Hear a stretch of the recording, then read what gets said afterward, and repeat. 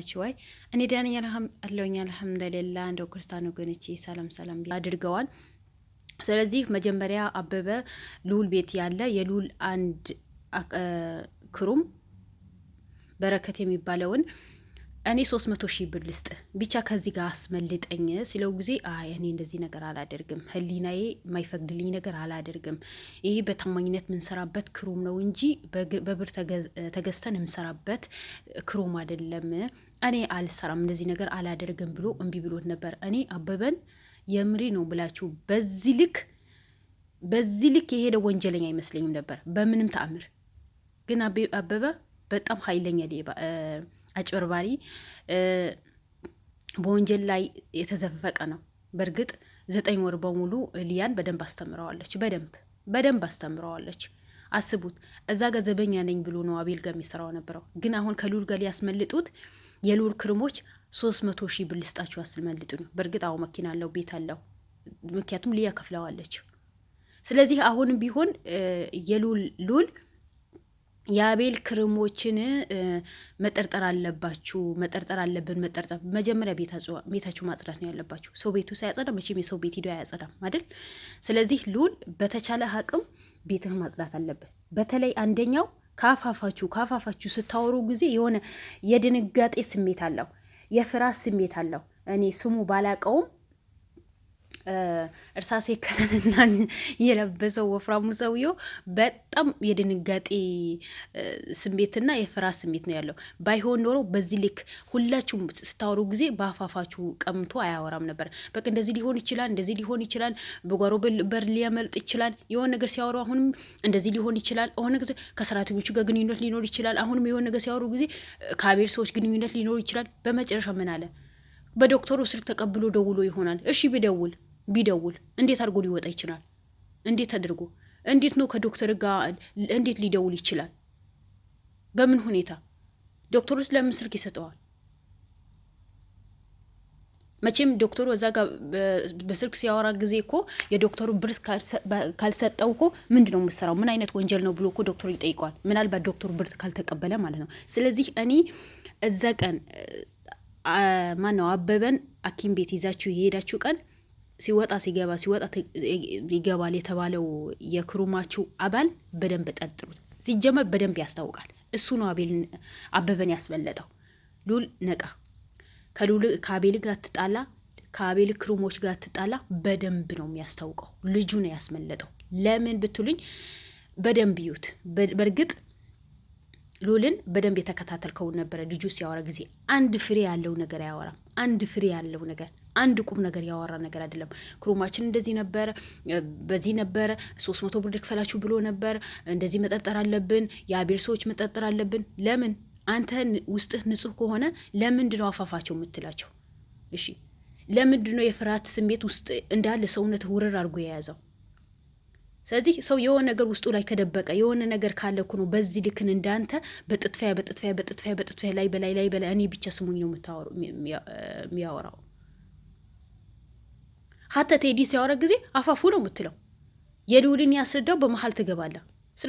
ስለዚህ መጀመሪያ ራስን ይቅርታን ጠይቅ። የልዑልን ይቅርታ ጠይቀው፣ የክሩም አባሉ ይቅርታ ጠይቀው። ለምን አቤልን ያስበለጥከው አንተ ነህ። ከአቤል ጋር ተስማምተ ወይ ከሆነ ከሊያ ጋር ግንኙነት አለ። ልዑል የትማት መትከም የለብህም። አጠገብህ ያለ ልጅ ነው የአቤል ዘበኛ ያስበለጠው፣ ሌላ ሰው አይደለም። ለምን? በቃ ማንኛውም ሰው እንኳን እናንተ የወንጀል መርማሪ ጋዜጠኛ ሆናችሁ እኛ እንኳን በእንዲህ አይነት ነገር ምንም አይነት እውቀት የሌለን እኛ ይሄ በደንብ የሚያስታውቅ ነገር ነው። የትም ቦታ መሄድም አያስፈልጋችሁም። ለሐኪም ቤት መዞርም አያስፈልጋችሁም። አጠገባችሁ ያለ ልጅ ነው። ኢመን አነጋገሩ በሙሉ ያስታውቃል። ሌባ ሲያወራ እኮ ይንተባተባል። እውነት ያለው ሰው እኮ እውነት ነገር አውርቶ እንደዛ አይደለም ይላል። ግን እሱ ምንም ወረፋ ከለከላቸው እኮ እንደዚህ ነው። ዶክተሩ ሊያስመልጠው ይችላል። ዶክተሩ ስልክ ሊደውል ይችላል። የአቤል ሰዎች ናቸው እንደዛ ያደረጉት። እንደዚህ ተብያለሁ። ለምንድነው አንተ በዚህ ልክን የምትተባተበው? በዚህ ልክን ለምንድነው የምትንቀጠቀጠው? ልዑል እኮ ምንም ባላደረገው ነገር እኮ ነው ሌባ ነህ የተባለው። ሌባ ነህ፣ ብር ተቀብለሃል፣ አስመሳይ ነህ፣ ዶክሜንት ደብቀሃል የተባለው ልዑል ግን ነኛ በእንዲህ ነገር አናውቀውም። በእርግጥ አቤል ስሜታዊ ሆኖ ነው እንጂ ስሜታዊ ባይሆን ኖሮ ለኑር እንደዚህ ነገር እንደማይናገረው እርግጠኛ ነኝ። ግን አንዳንዴ የከፋ ነገር ሲመጣብን አጠገባችን ያለ ሰው የራሳችን የምንለው ሰው እናስከፋዋለን። በእርግጥ እነሱ ወንድማሞች ናቸው፣ ነገ ይቅርታ ሊጠያየቁ ይችላሉ። ግን በመሀል ገብታችሁ እንደዚህ እነሱ እንዲጣሉ የምታረጉ፣ ራስ በራሳቸው እንዲቦጨቁ የምታረጉ፣ ነገ ራስ በራሳቸው ምንም አይነት አደጋ ቢመጣባቸው ተደጋግፈው እንዳይሰሩ ነው የምታረጓቸው። ትላንት እኮ ልዑል አደጋ ላይ ወጥቆ እኮ ቤት ቁጭ በል እኔ ልስራው ብሎት አቤል። በሁሉም ልዑል ላይ ከባድ ከባድ ኬዞች ሲኖሩ ጊዜ እኮ አቤልን ከጎናቸው ሆኖ ነው የሚሰራው ነበረው። ዛሬ ከአቤል ኬዝ እንውጣ አትበሉ። ምክንያቱም አቤል ከባድ የሆነ አደጋ ነው የደረሰበት። የሰው ህይወት ነብስ እኮ ነው የተጠየቀው። ለምን ማጣራት ሲገባችሁ ለምን በዚህ በ300 ብር በ200 ሺህ ብር ታደላላችሁ?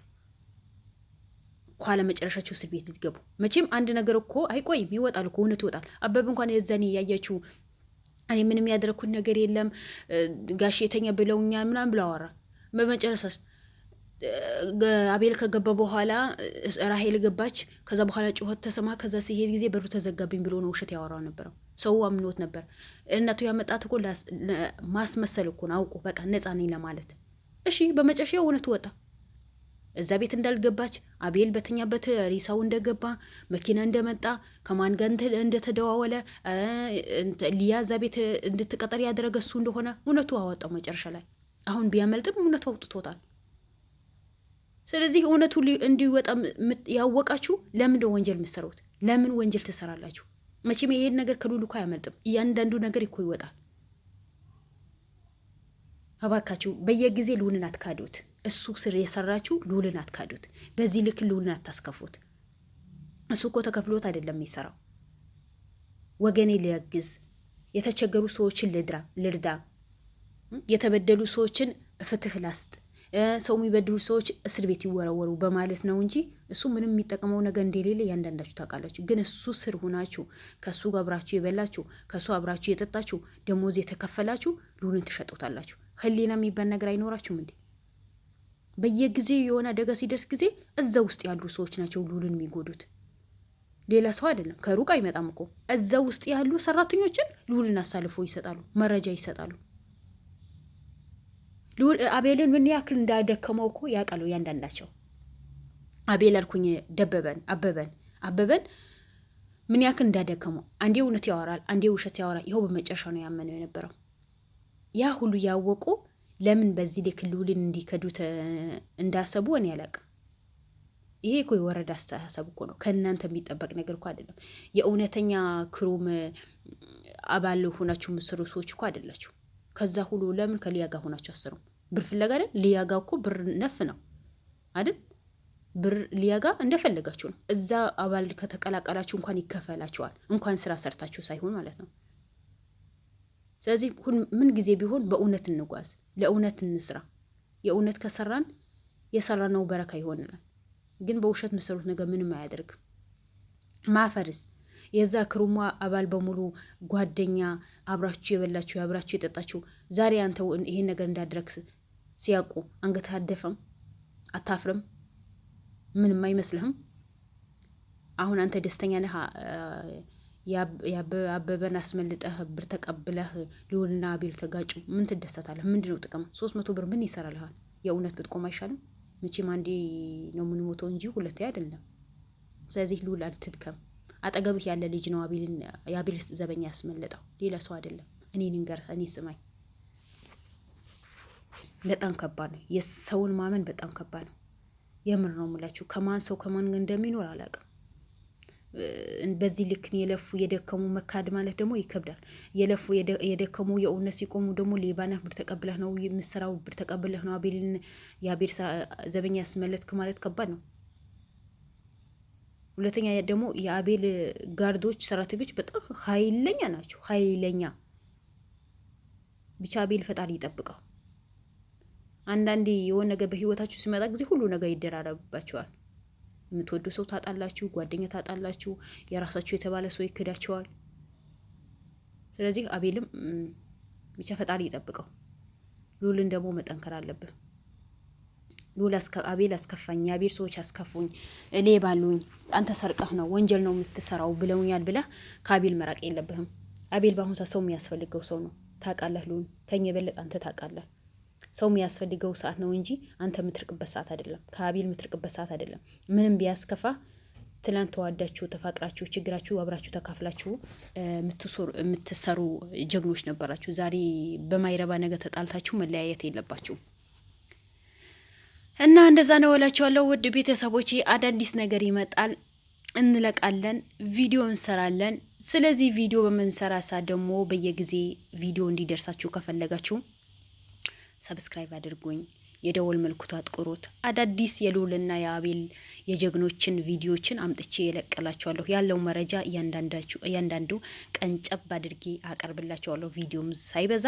ስለዚህ ላይክ አድርጉኝ፣ ሰብስክራይብ አድርጉኝ፣ ፕሊስ አግዙኝ። በቃ ማገዝ ነው እኮ ምንም አትጎዱም። በስልካችሁ ነው ቪዲዮውን ታያዩታላችሁ። ስለዚህ ሰብስክራይብ አድርጉኝ፣ ምንም ስለማትጎዱላችኋለሁ። ወዳችኋለሁ። ነባሮቹ ደግሞ ሼር አድርጉና ይሄ ቻናል ያሳድጉልኝ። ባይ ባይ። ወዳችኋለሁ።